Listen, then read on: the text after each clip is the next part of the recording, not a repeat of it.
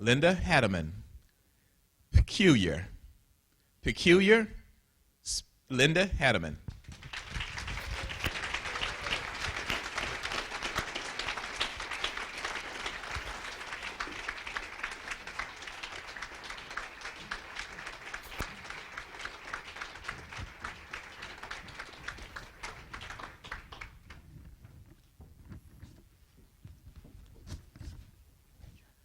All my life, I have vividly remembered the comment my mother sometimes made to me when I was very young. She would look at me thoughtfully and say, "You are such a peculiar child." Mr. Toastmaster, fellow Toastmasters, and welcome guests.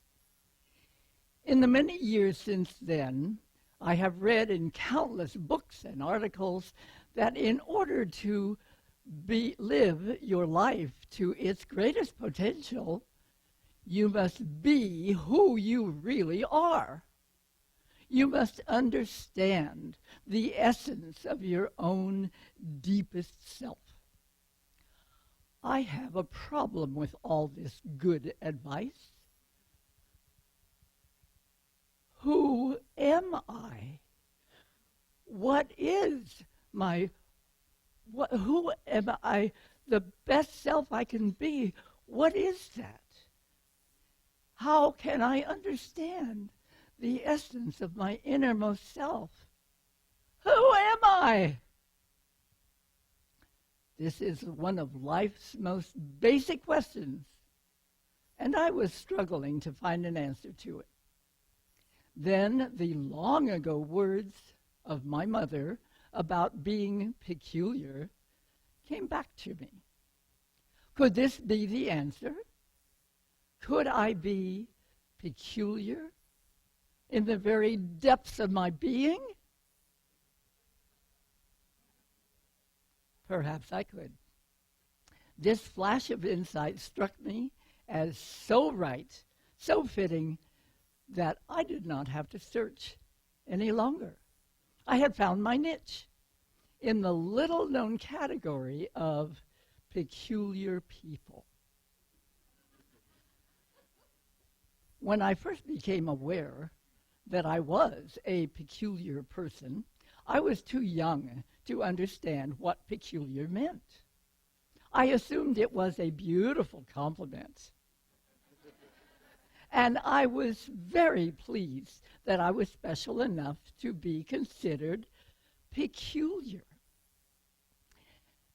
As time went on, it dawned on me that the definition for peculiar is not always wonderful. It implies something out of the ordinary, perhaps way out of the ordinary. Possibly even a little weird. And then, as I grew older and older,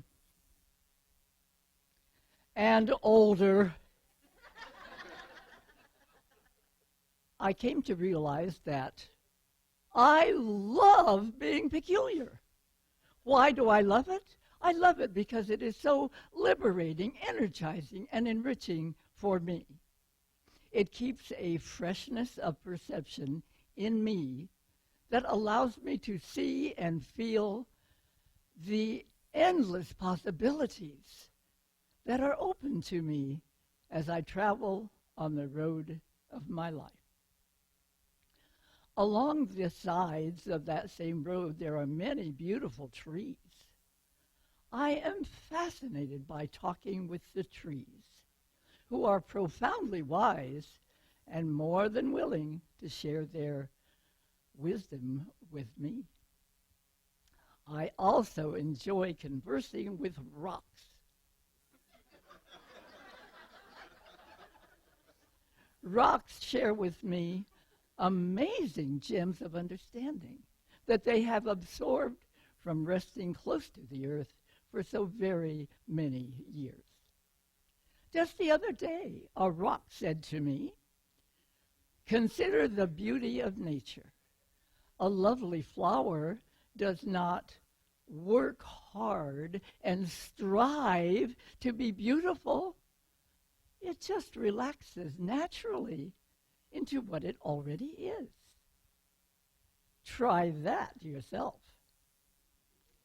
What a good suggestion from a rock. You may be wondering how my family members react to such pronounced peculiarity in me. The answer is that my grandchildren are fine with it.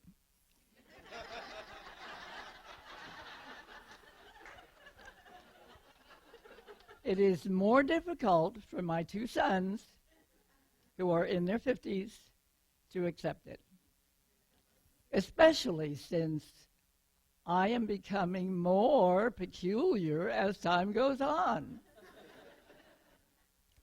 If I casually make a strange remark in the presence of my sons, such as, "The rainbow told me to fill my life with brilliant colors and graceful curves," they just shake their heads, roll their eyes, sigh deeply, and try to think about something else. I heartily recommend to you the peculiar path as a superb way of life. Peculiar people focus on the fun things and ignore the idea that life must be hard, grim, or serious. Peculiar people ignore the rules. What rules? Any rules at all? Sounds good, doesn't it?